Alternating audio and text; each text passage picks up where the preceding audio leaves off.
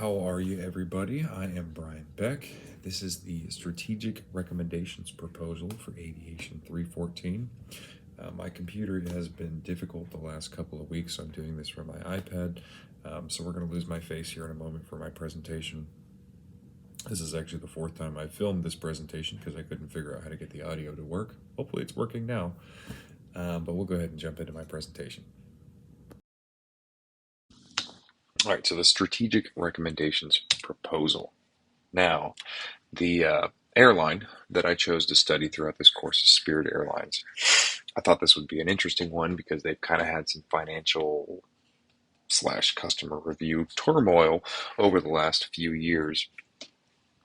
As of late, they've been talking about merging with Frontier, and JetBlue has joined the conversation. I was really hoping that by the end of the course, we'd have an answer as to where this airline is headed over the next year or two. But as of yet, I haven't seen any news on it. But I'll go ahead and jump into the assignment here. Now, as far as the executive summary goes, Spirit Airlines has consistently lost revenue. It's been getting worse and worse since about 2014. As we'll cover throughout this presentation, there are a number of issues which should be addressed that might allow the company to return to profitability. Digging through the reports, we can find that Spirit is down $0.4 billion just in 2021, which sounds like a ton of money, but when you put a percentage to it, that's 12% of their total market, their business, their revenue from last year. Which 12% is not that big. That's some pretty, drastic, but some simple cost cutting could get you to a break-even point. So some of the items we're going to talk about is the expansion of their route network. We're going to talk about adding in-flight sale items and an increase in traffic with their rewards programs. Spirit's company mission statement is to deliver the best value in the sky and be the most successful airline on Earth.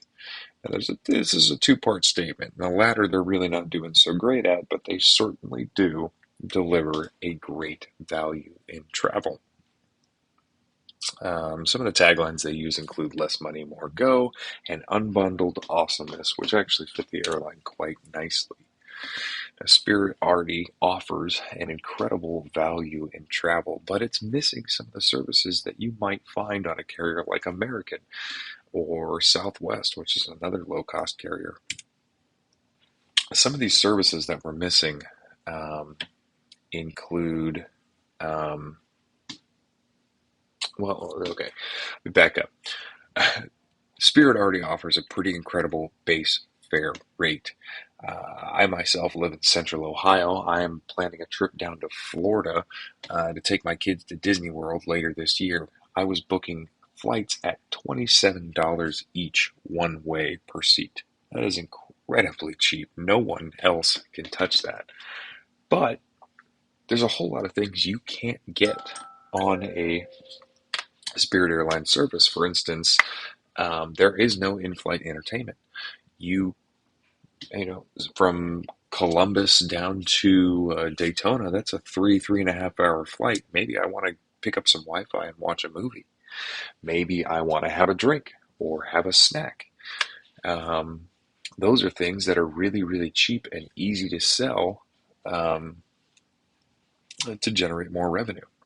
Now, another thing we could offer is a fare package that includes checked baggage.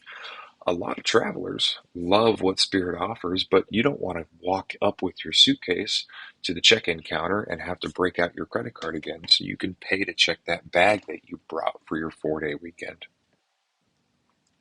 Another option would be to add free cancellation options or date change options for your flights.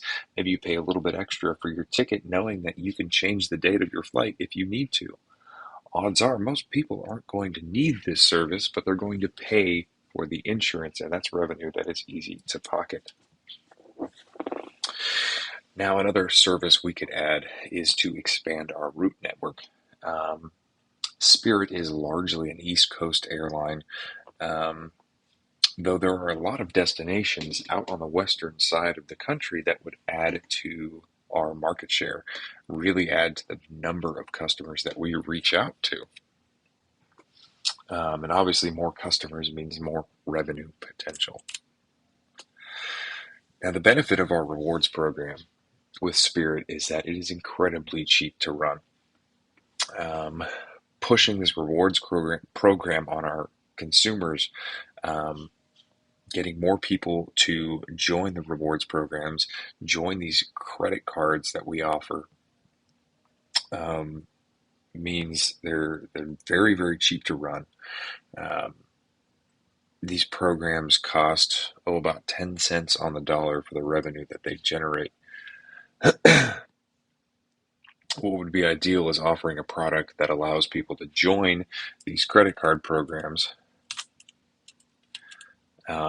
and say when they spend $500 within their first 90-day term with a credit card, they get 20,000 bonus miles. Well, that's guaranteed future customers for us, but it's also we get to collect interest on the money that they don't pay back within the first 30 days. It's easy to make money on things like that. Now, the bottom line here is that Spirit over the last 6-7 years has been staying afloat purely through lines of credit. They've been generating more and more debt just to finance their own cash flow. It's pretty plain to see that an increase in revenue is desperately needed. Now, some pretty simple programs like in-flight entertainment, added additions to our rewards programs, would significantly increase the potential revenue without incurring too much of a cost. Um, that is all I've got for my presentation, guys. Thanks for watching.